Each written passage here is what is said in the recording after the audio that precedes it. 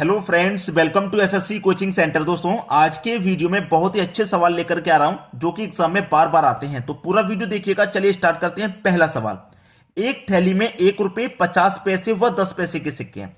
1 रुपये 50 पैसे, ठीक है, और 10 पैसे के सिक्के हैं। इतना क्लियर है। इनका हमें अनुपात भी दे रखा है 3:4:10। ये हमारे पास अनुपात भी है। अब हम इसको क्या करेंगे, हम इसे रुपए में कन्वर्ट करेंगे। हमारे पास कुल रुपए कितने हैं? 102 रुपए हैं। इसको हम क्या करेंगे, रुपए में कन्वर्ट।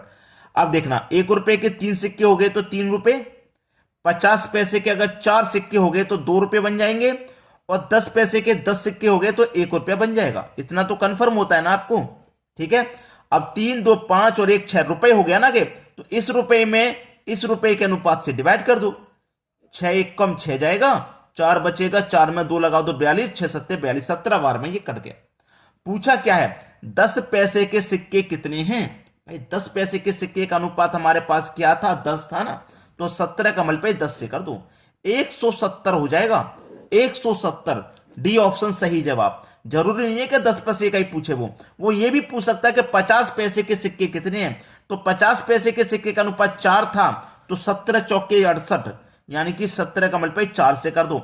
1 रुपए का पूछ ले तो 1 रुपए के सिक्के का अनुपात 3 है, 17 त्रिक का 51, यानी कि किसी का भी पूछ ले, मैंने तो तीनों का निकाल के बता दिया है आपको। बता दिया कि नहीं? किसी का भी पूछे आप उसी का बता देंगे, बस तरीका सीख लीजिए हमारे पास। आप समझ में आ गया ना। चलिए अब देखते हैं अगला सवाल।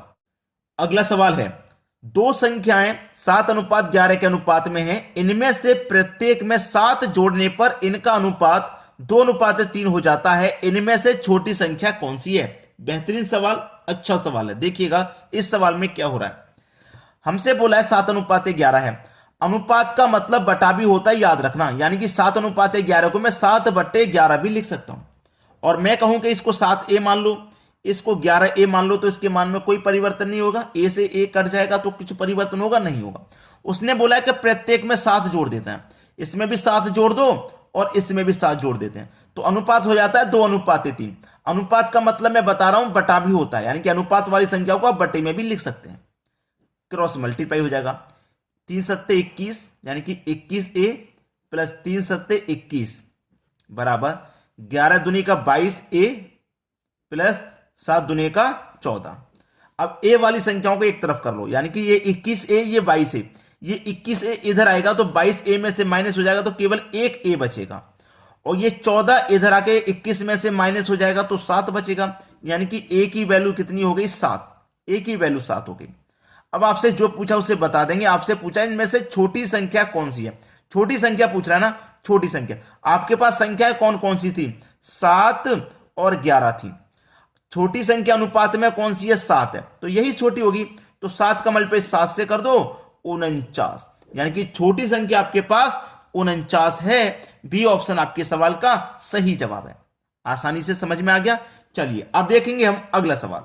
अगला सवाल है, दो संख्याएं 1:3 के अनुपात में हैं। यदि इनका योगफल 240 हो तो इनका अंतर कितना है? अच्छा सवाल है। दो संख्याएं, ये पहली संख्या हो गई और ये दूसरी संख्या हो गई। इनका अनुपात भी दे रखा है 1:3, ठीक है, लेकिन योग दे रखा आपके पास 240 का।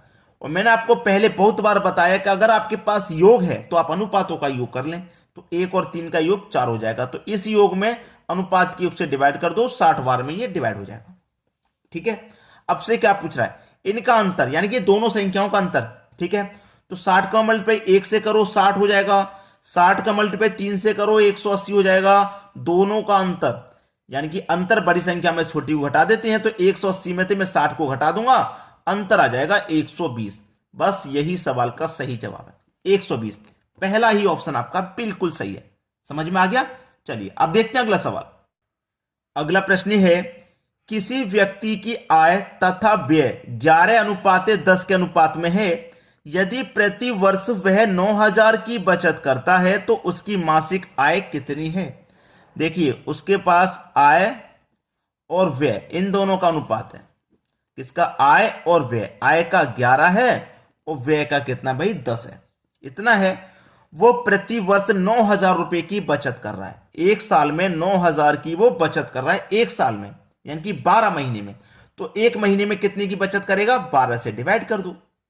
ठीक है, 12 से डिवाइड करेंगे, 12 पंजे 60, 12 छिंग 72, 12 सत्ते 84, 90 में से 84 कट गया, 6 बचेगा, 6 में जीरो लगा देंगे 60, 12 पंजे 60 और एक ही जीरो 750। एक महीने में वो 750 रुपए की बचत कर रहा है।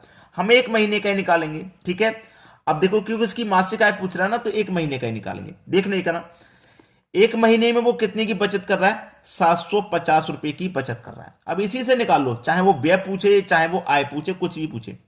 आय कितनी है भाई उसकी, उसकी जो आय है वो 11 है, यानी कि 11 का मल्टीप्लाई 750 से आप कर दो। 11 का मल्टीप्लाई जीरो से करेंगे, जीरो, 11 पंजे 55 का 5, कैरी का 5 हो गया, 11 सत्ते 77, 77 में कैरी का 5 जोड़ देंगे तो 82, यानी कि उसकी आय कितनी है, 8250। पूछा क्या उसने, उसकी मासिक आय कितनी है, आय ही पूछा है दोस्तों, तो मासिक आय 8250 रुपए हो जाएगी। ठीक है, अगर वो पूछे खर्च यानी कि व्यय, तो 750 का मल्टीप्लाई 1 से कर दो, यानी कि 750 और एक की जीरो आ जाएगा 7500। ये उसकी व्यय हो गया, यानी कि खर्च हो गया। इतना कमाया, इतना उसने खर्च कर दिया। ठीक है, तो बचेगा क्या, इतना ही तो बचेगा 750। ठीक है, समझ में आ गया। चलिए, ऑप्शन में दे रखा है हमारा 8250, 8250 डी ऑप्शन बिल्कुल सही। चलिए अब देखते हैं अगला प्रश्न। अगला सवाल है, 7:11 के प्रत्येक पद में किसी संख्या को जोड़ने पर अनुपात 3:4 प्राप्त होगा। अच्छा सवाल है। 7:11 यानी कि 7/11 लिख सकता हूं इसको, क्लियर है, 7/11 लिख लिया। प्रत्येक पद में किसी संख्या को जोड़ने पर अनुपात 3:4। किस संख्या को जोड़ना है नहीं पता, हमें यही नहीं पता अभी तक किस संख्या को जोड़ना है, नहीं पता तो के मान लेते हैं कि के को जोड़ना है।